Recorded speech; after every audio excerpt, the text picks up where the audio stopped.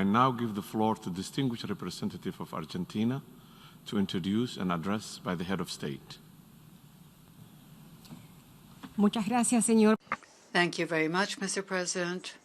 Excellencies, esteemed colleagues, it is an honor for me to present the video of the statement of the President of the Republic of Argentina, Dr. Alberto Fernández. Distinguished Secretary General, distinguished President, members of this Honorable Assembly. Argentina was one of the founder states of the United Nations 75 years ago. Today we are experiencing a health crisis of worldwide dimensions, inviting us to make a new beginning.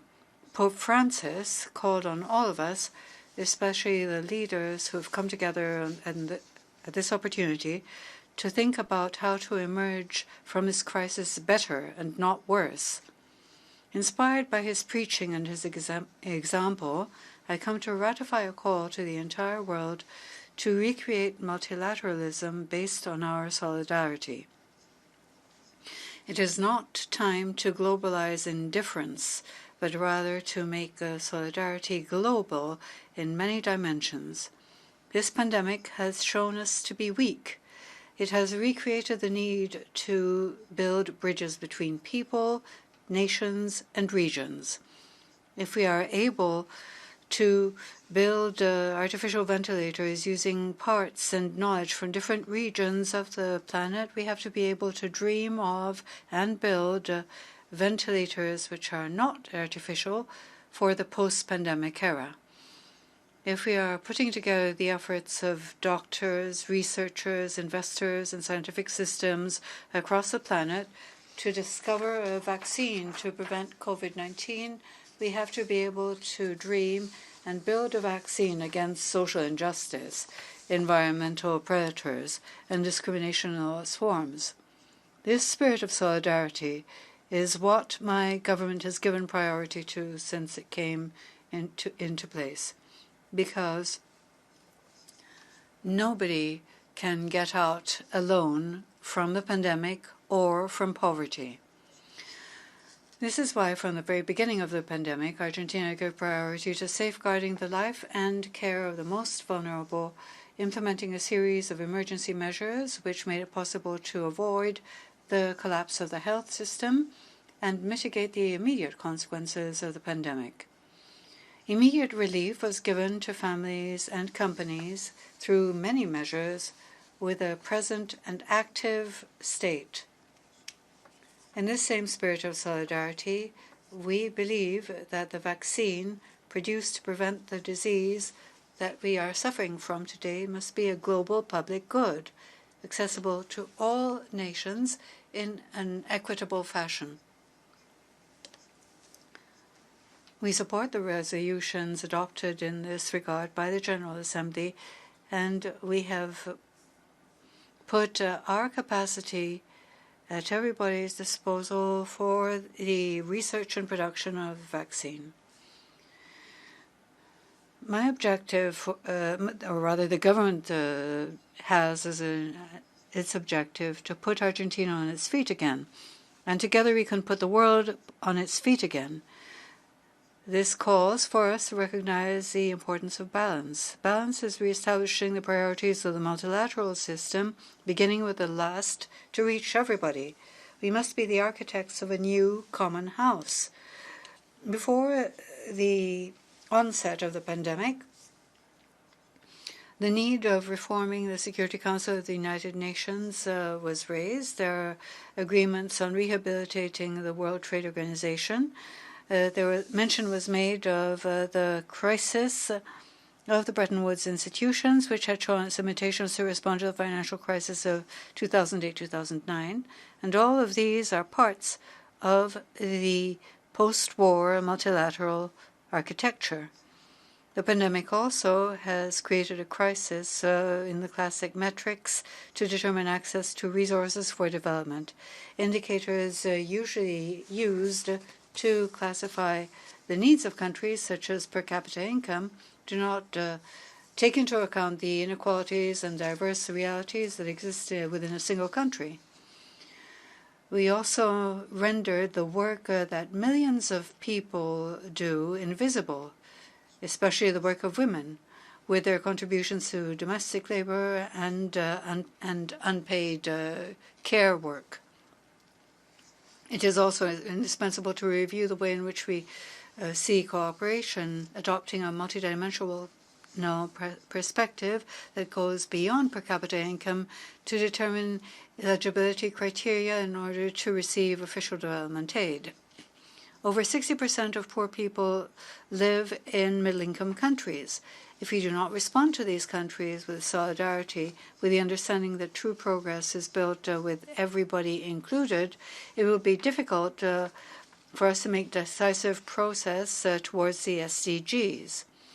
All the aforementioned indicates that it is indispensable to give greater capacity to the United Nations in response to the mandate for which it was created. We need a United Nations 4.0 with intact foundational values and with the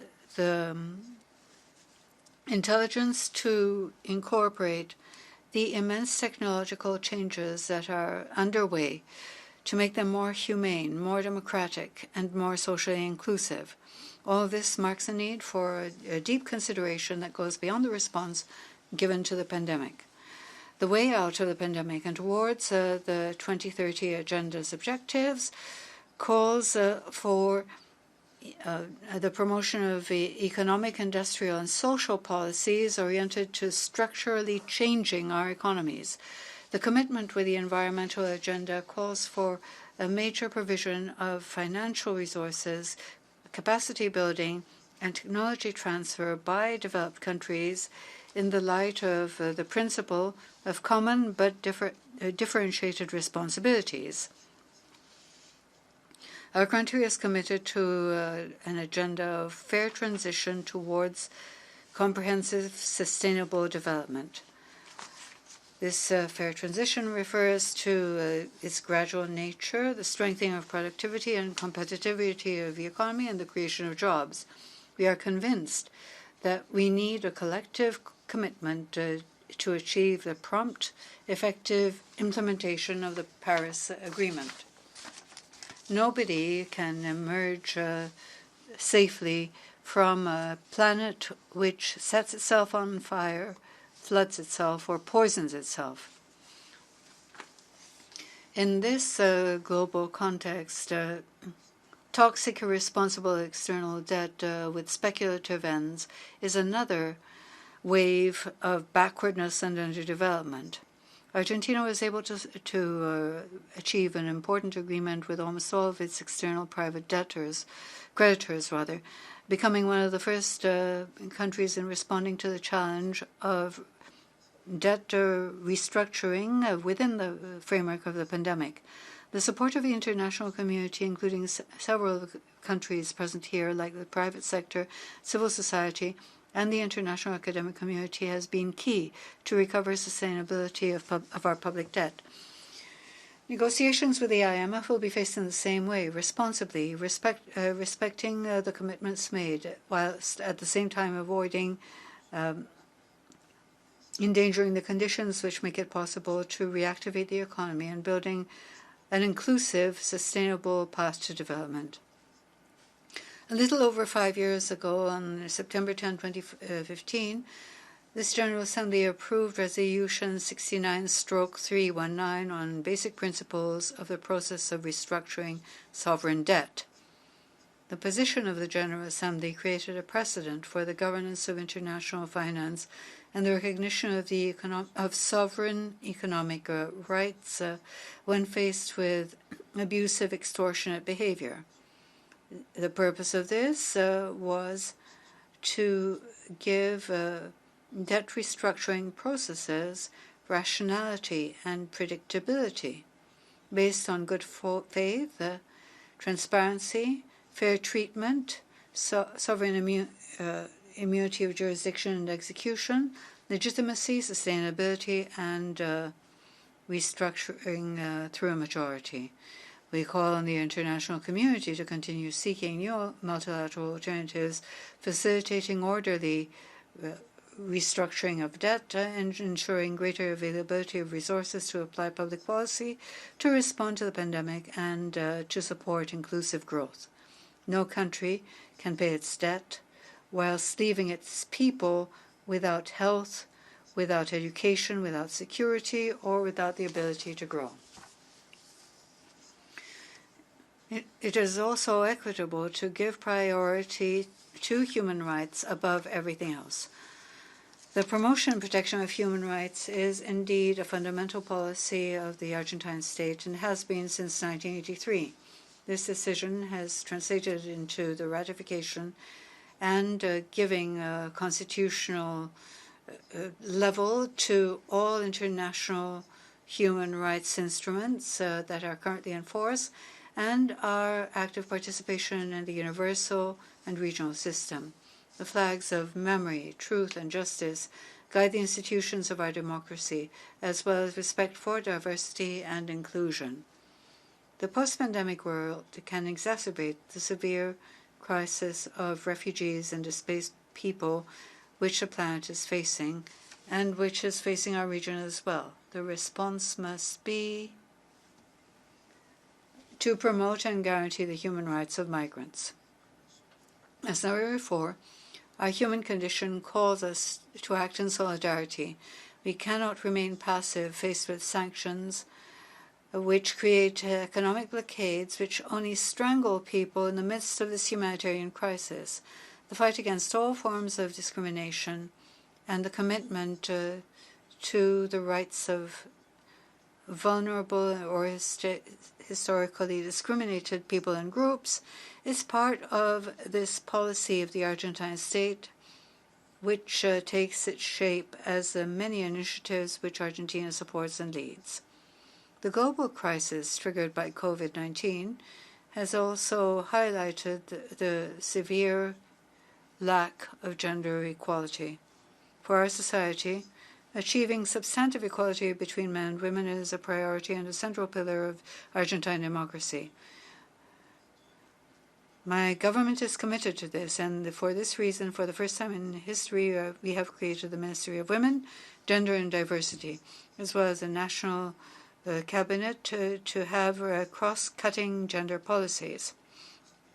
Our government decided to strengthen actions and national instruments to respond to women who are victims of violence.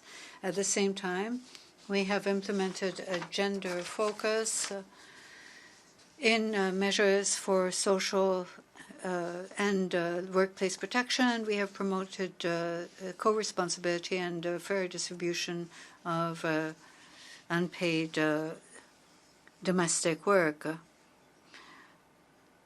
The commitment is already clear. Argentina has been classified in the United Nations ranking as a country that has taken the most gender-focused measures during the pandemic. I do not wish to omit mention of Argentina's condemnation of terrorism in all its forms and manifestations, and as well as dealing with it within multilateral fora above all, always within the framework of the rule of law and respect for human rights. 26 years after the bombing of the AMIA headquarters, I wish to continue the policy initiated in this area in 2003 and continue thereafter, and call on the authorities of the Iranian Republic of Iran, or rather the Islamic Republic of Iran, to cooperate with the Argentine legal authorities to make progress in investigating this attack.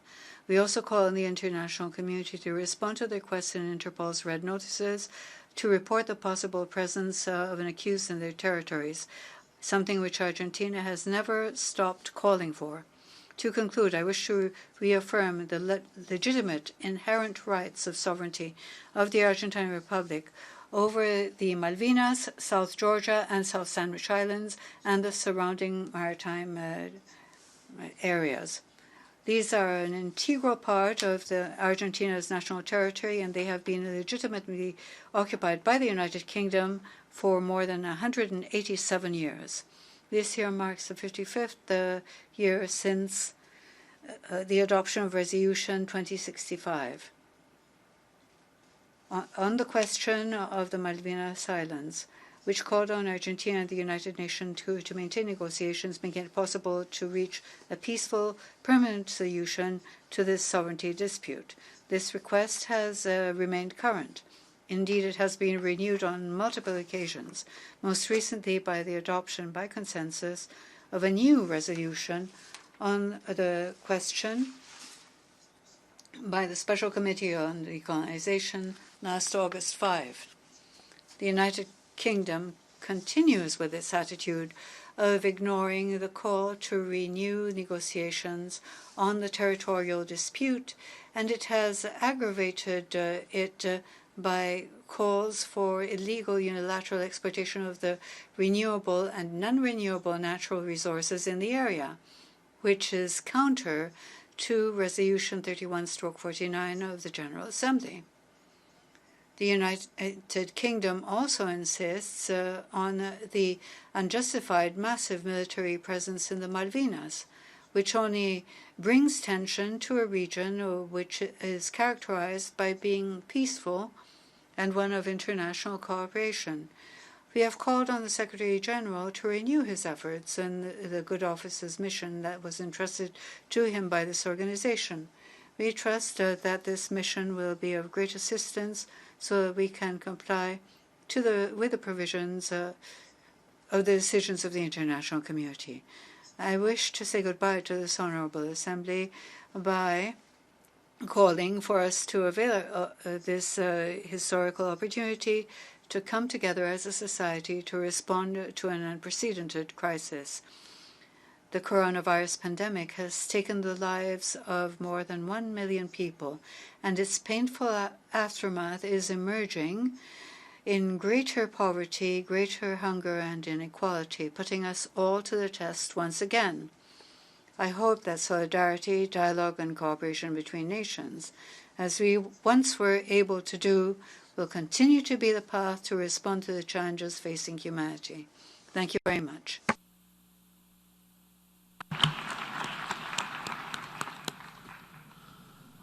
On behalf of the General Assembly, I wish to thank the President of Argentine Republic for the statement just made. I now give the floor to